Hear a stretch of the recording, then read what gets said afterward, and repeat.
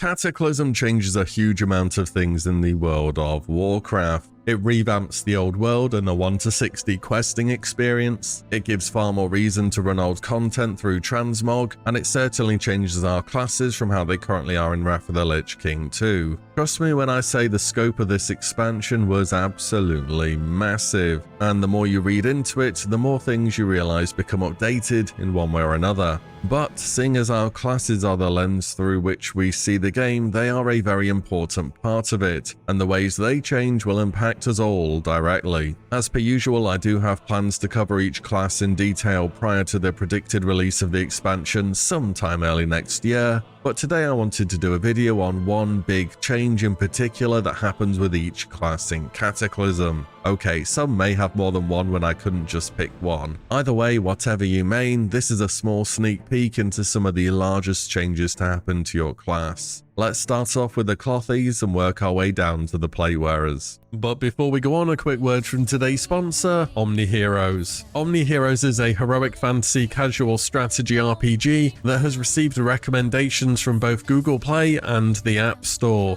As Omni Guardians, players protect the world through summoning forth heroes, matching hundreds of team comps together, and unlocking multiple synergies. This synergy system gives players choices in how best to assemble their team, and mastering it will enhance your combat skills greatly. There is currently a new event on 2, Tide's Cadence. This new map offers multiple levels of difficulty, ensuring everybody can take part. And as you advance through these stages, you'll earn valuable points, which can then be traded in for incredible rewards. On top of that, you can log in daily to unlock the glorious Valkyrie Marina for free, making this a great opportunity to enhance your roster. And of course, you can't have a new event without new skins. Valkyrie's Dorabella and Ayushta are both getting a set of battle-appropriate skins, which come with some unique skill effects too. And don't forget to prepare for an immersive audio-visual journey with Marina's theme song, which has been crafted in collaboration with top Broadway talents. There is all this and always more being added to the game. Download Omni Heroes now and dive into a world of new adventure. All participants in this new event can claim a free Valkyrie hero and unlock an amazing skin too. On top of that, as part of the event, players will get 777 summons for free. Many thanks to Omni Heroes for the sponsor today.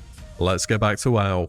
Starting off with a Mage, a class which so far has been a very consistent DPS from Vanilla to Wrath, and in Cata, that really doesn't change all that much. Arguably the biggest change that the Mage will receive in the expansion is the addition of a brand new spell, Time Warp. This finally means you are no longer hard required to have a Shaman in your raid in order to receive Bloodlust or Heroism. This spell will do exactly the same things as those have been doing for several years now. This was very much a necessary change to happen in Cata, seeing as Blizzard wanted 10-player raiding to become a real thing, and with 10 players you have way less flexibility for your comp, which you can bring along on the day. Of course, Heroism and Bloodlust are such a massive power spike for your entire raid that continuing to lock those abilities behind one class could have well been problematic, so I think the logic in giving it to another class made sense for the spell when they did. And of course they had to give it to the Mage, right? Not like this pure DPS class didn't already have amazing unique utility in portals and table. Blizzard wanted another reason for you to bring along a Mage. The Priest gets one of their most iconic abilities of all time in Cataclysm, and it's a tool that really sets apart great priests from understand a fight's mechanics well, and those who are still learning them a bit more. And that is Leap of Faith, or often what players will refer to as Life Grip. This instant cast spell drags a target within 40 yards directly in front of the priest. The uses of this spell can be super satisfying, such as a person taking a mechanic out of the raid group and then you can grip them back in to get them on the boss faster, moving a player out of a dangerous position if they haven't noticed it yet, and of course life gripping somebody who's auto walking off of the edge of something. That last one is probably what it's going to be used the most for. But wherever you use this ability, it really enables some skill expression for priest players, and I think makes for a great addition to the game. The final cloth wearer is of course the Warlock, and they undergo so many changes it's difficult to pick between them. I could cover the whole list of demon changes, the fact that your Doomguard is now a viable DPS cooldown, the addition of Soulburn perhaps. All of these are good, but the one that will stand out the most is the change to Soul Shards. Soul Shards, being a physical item that you keep in your bag, will now become a thing of the past. And honestly, the way raids are going at the moment, I'm looking forwards to that. I've played a Warlock and raided consistently from the beginning of classic World of Warcraft. I understand what it's like to use shards. It was fine in vanilla and TBC, you went and farmed a bunch before the raid. Yeah, it might have been a bit annoying at times, but it was just your raid preparation. It is what it is. And during these two versions of the game, there were never issues with running out of shards because, well, you just didn't wipe as often. You could bring as many as you would need and they'd last you the whole night. This starts to change in Wrath. Now, this may not be as noticeable if you play an Affliction lock as you're using Drained Soul as part of your rotation, but as a Demonology Warlock, you can spend shards during a fight by trying to optimize your damage through the Decimation talent. And then should you be wiping, you have to recognize that early and start Drained Souling to try and get a few shards back. If you progressed Algalon as a demo lock, you've probably run low on shards or nearly run out too. And as fights get harder and you wipe more often, particularly before hitting that Drained Soul phase, I think running low on shards would have become more of a thing for the other Warlock specs too. However, Soul Shards do still exist in Cataclysm. They are just a resource and are used to empower some of your spells through Soulburn, which I mentioned earlier. Some of these empowerments include making your demon summons instant cast, reducing the cast time of Drain Life by 50%, and tons more. Either way, your Soul Shard bag is now a thing of the past. For rogues, their gameplay stays quite relatable in the expansion if I'm honest. One of the more notable changes happens to your thrown weapon however. Your fan of knives will now scale with your thrown weapon damage instead of your melee ones. This will also mean that rogues will now more or less always want a thrown weapon as part of their bis, instead of picking up a gun or a bow.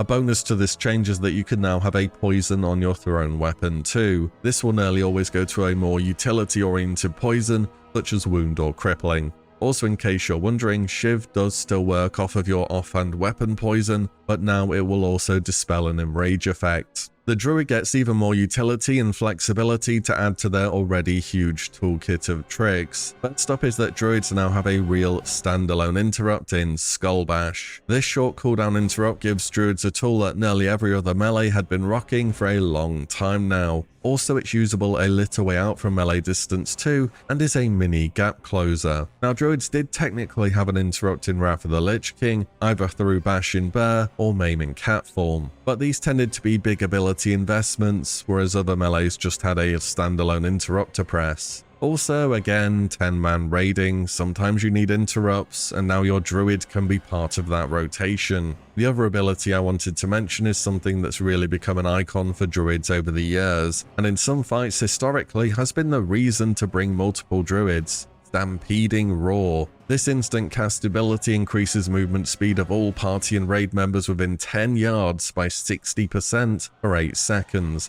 making it into a raid-wide mini-sprint. The catch in Kata is that it's only got a 10-yard range, and you can't improve that through glyphs either, so when this is used it's probably just going to be for your melee quite often. Hunters alongside the Warlock are probably the most changed class in the expansion. Once again, there's more than one thing I want to mention here. First up, Hunters become a lot more mobile. A new aspect of the Fox allows you to use your casted abilities such as Steady Shot or the new Cobra Shot whilst on the move. Your auto attacks will also fire off whilst you're moving instead of you needing to stand still for a moment. The same goes for multi-shot, it no longer has this small wind-up time where you need to stop. The minimum attack range of 5 yards for ranged weapons does still exist, however. They didn't get rid of this until Mists of Pandaria. All in all though, the Hunter should feel a lot more fluid to play and really be that hyper-mobile ranged DPS that people know it as being. The other big change, which I'm sure you will have heard of, is that mana is no more. Similar to what the Hunter's pet has been using since vanilla,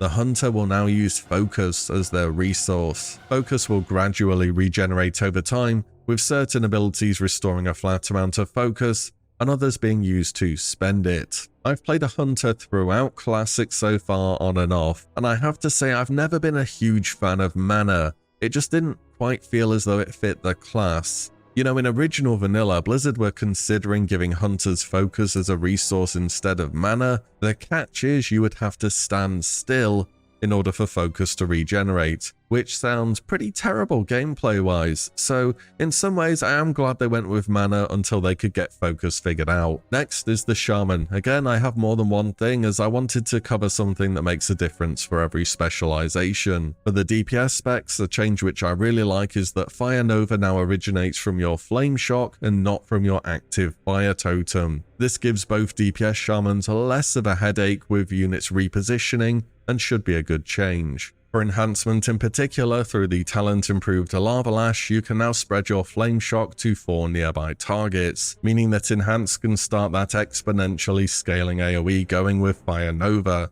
and it can get pretty crazy if there are a bunch of ads which live long enough. For the Resto Shaman, they now get a raid-wide cooldown, and one of the strongest ones to ever have been put in the game, with Spirit Link Totem. This reduces damage taken by all party and raid members inside and redistributes everyone's health inside the totem's radius to the same amount. This also works really well with the fact that Resto Shamans want people to be stacked for healing rain anyway. Other healers really needed some edge after mainly Paladins contributed to your raid-wide cooldowns in Wrath. This one really puts Resto Shaman on the map as an interesting option. Next up, we have the Plate Wearers. Let's start with Warrior. I guess the biggest change to expect from Cata is the fact that rage generation has now been normalized. Here's a few words from the Blizzard devs on what they changed back during Cata. Rage will no longer be generated based on damage done by auto attacks. Instead, each auto attack provides a set amount of rage, and offhand weapons will generate 50% of the rage main hands do.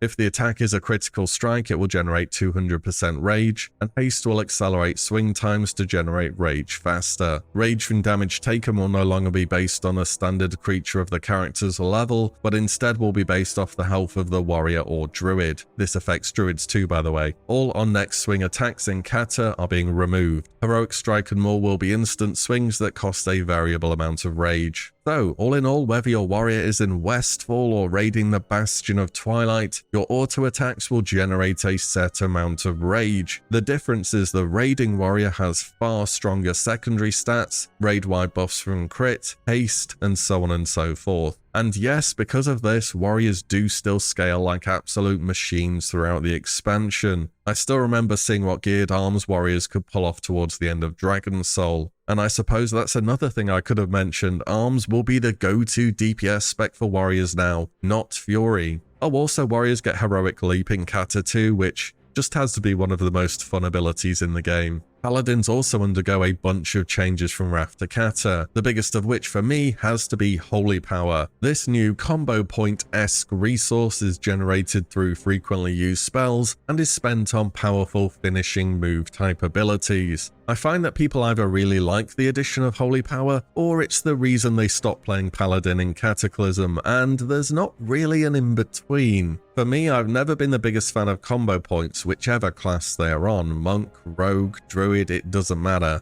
Also, Rec gets a maintenance buff called Inquisition, which totally isn't just Slice and Dice or Savage Roar in disguise, by the way. As you can tell, for me, I'm not a huge fan of what they did to the Paladin in Cata, but hey, if that's how you know and love the Paladin, well, it was Cataclysm where Holy Power came into the game first, so look forwards to that. Which means we end on the Death Knight. The DK gets a really strange ability in Cata, which Blizzard nerfed until they finally removed it from the game, probably because it was a nightmare to always have to balance things around, and that ability is Dark Simulacrum. Dark Simulacrum allows the Death Knight to place a debuff on an enemy, and after their next spell cast which uses mana, the DK can copy whatever spell they just used. And in Cata, this worked on players of course, and NPCs, leading to some unexpected results. During Paragon's world first 25 heroic Sinestra kill, one of their DKs copied an ability from the boss and hit the boss for 1 billion damage by accident. They didn't claim the kill using this bug and it was hotfixed. But yeah, this is just one example of how wild this spell can be. The thing is, the player base is so much more min-max focused these days. I'm curious what players are going to discover is possible through the use of Dark Simulacrum.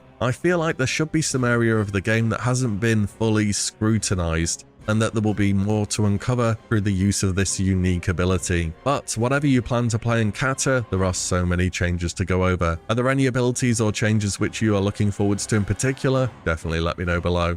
And as always, thank you all so much for watching and listening in, and I'll see you all in the next one very soon.